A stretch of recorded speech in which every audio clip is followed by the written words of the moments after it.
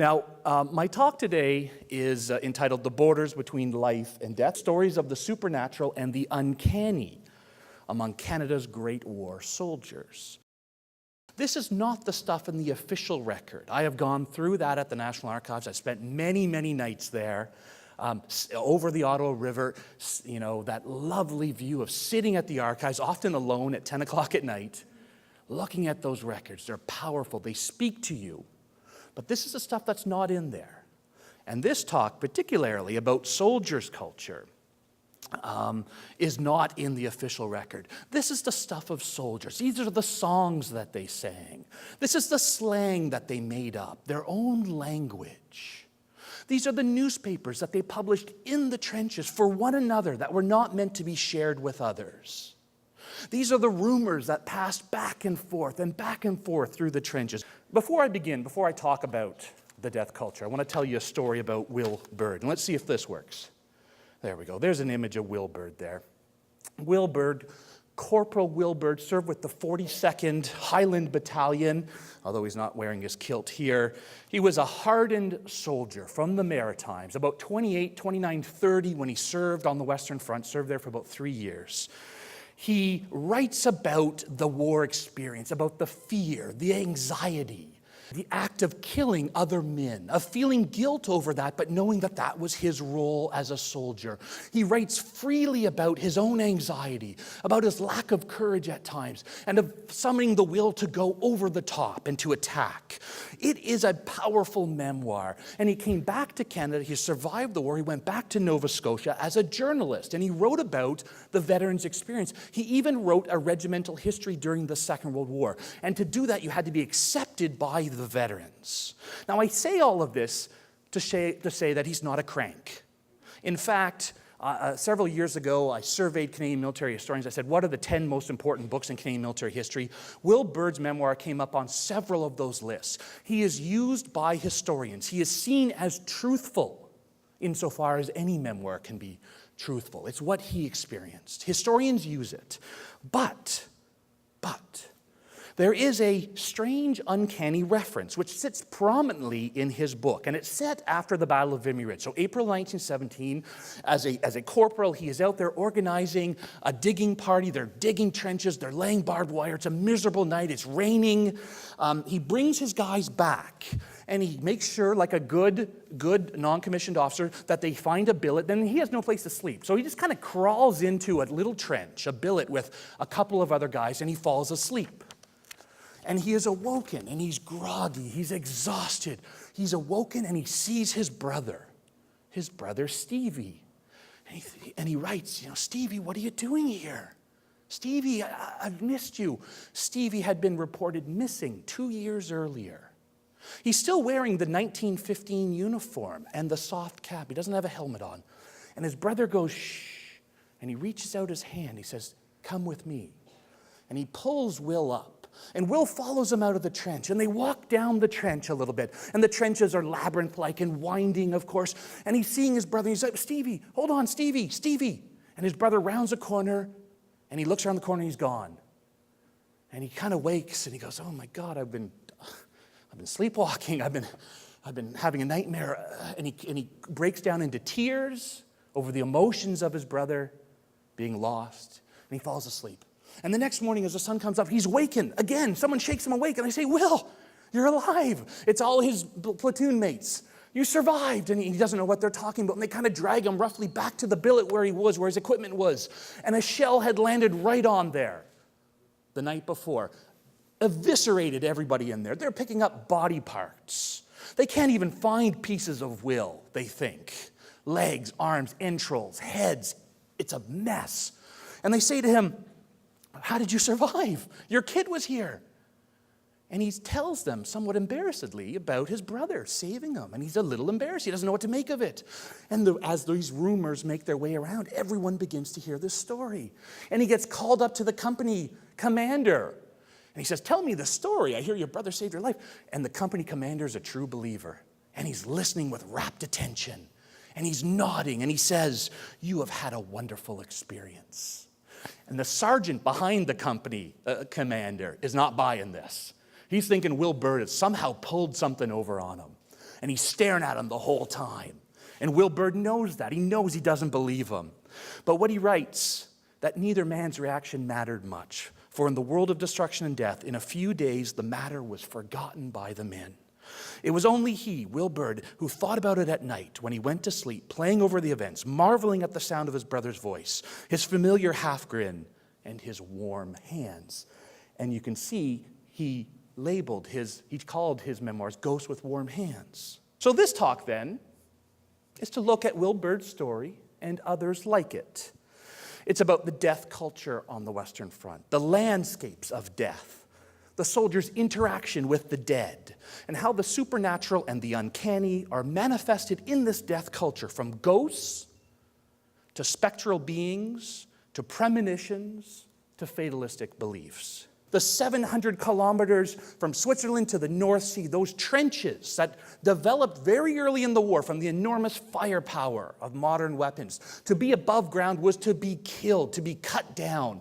So soldiers dug ditches, and then a trench, and then a series of trenches, and these became underground cities. I think you know of them, the sandbags, the labyrinth-like trench systems, the underground caves. That's where these stories happen. I have spent, as I said, 2 decades. I have found dozens and dozens and dozens of these stories, but they all happen on the Western Front. They don't happen behind the lines, where soldiers spent a lot of their time, in the open fields of Belgium and France. They don't happen in England.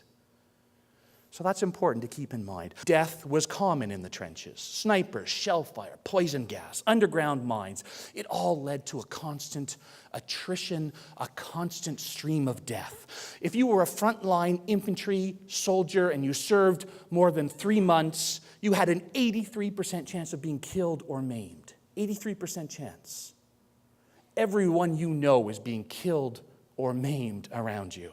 Jim Broomhead, a 20-year-old sniper with the 46th Battalion, recalled his horror on the Somme. He wrote, "I got my first glimpse of death and stench at Pozières. The dead had not been removed, and they were piled 3 deep. God forbid anybody from seeing what I saw. Our barbed wire was fairly well intact, but it hung full of dead Canadians and Germans, like birds on telephone wires. The parapet had been kept built up, but you couldn't avoid arms and legs that were sticking out of it. The front was also a place where the dead lived side by side with the living, where they slowly dissolved into the same earth that the soldiers were digging in and making their own homes." And so I think it's not surprising then that many soldiers write about this landscape of death as being haunted. Now, one wonders if premonitions were an aspect of the soldier's sixth sense, that innate sensory protection that attuned the ears to the wail of incoming shells, where muscle memory reacted more quickly than the brain could transmit order. Experienced soldiers knew when to dive for cover and when to run, and inexperienced men didn't know, and they died in greater numbers. Experience saved lives on the Western Front.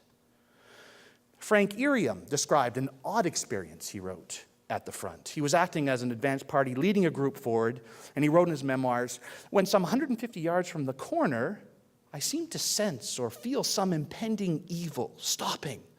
I said to my mate, 'Wait a minute, let's sit on that old log lying there a few minutes and have a smoke.'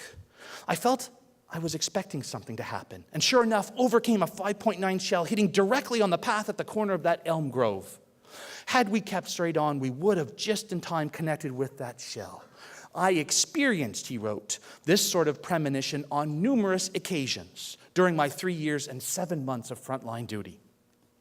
Now, 3 years and 7 months is a long time to spend at the front. Irium is experienced as they come.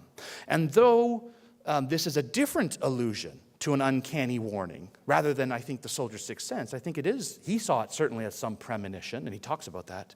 Perhaps the two were conflated by Irium. I think we need to consider that as historians. Occultist Herwood Carrington, who wrote a number of books about the occult and was fascinated by the First War because of the mass death and the ability he hoped after the war for families to connect with those who had gone beyond through seances. He wrote about this. He interviewed lots of soldiers. He compiled several books, and he had one account of a Canadian. It was an unnamed Canadian in his book, and I'm not sure how much stock to put in this, but this soldier described writing home to his mother. One night while carrying bombs, I had occasion to take cover. When about 20 yards off, I saw you looking towards me as plain as life. Leaving my bombs, I crawled nearly to the place where your vision appeared, when a German shell dropped on them. And, well, I had to return for some more. But had it not been for you, I certainly would have been reported missing. You'll turn up again, won't you, Mother, the next time a shell is coming? Now, that's a kind of pathetic account. I remember reading that the first time thinking, oh, geez, that's kind of, is he trying to just help his mom along who's worried about him? Did he actually believe this? Was he unhinged? But that's called a crisis apparition. There's a strong literature about this. Apparitions, visions, spectral beings that show up in times of stress to lead people out of danger. And it's the same account as Will Bird, isn't it? Will Bird's brother, Stevie, is a crisis apparition. Can they both be dismissed?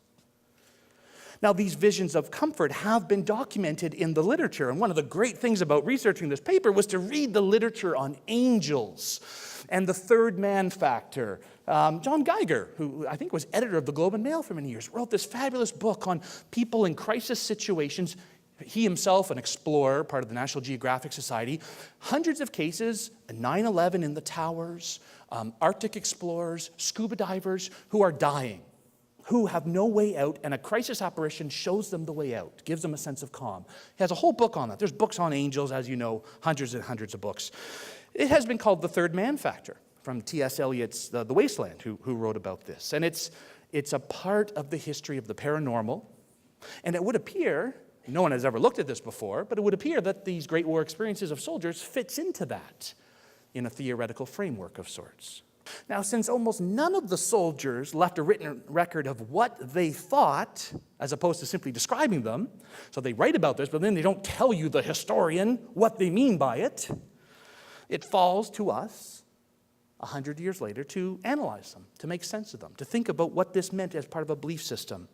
And I think that's maybe where these stories best fit in. A psychologist would tell you something different.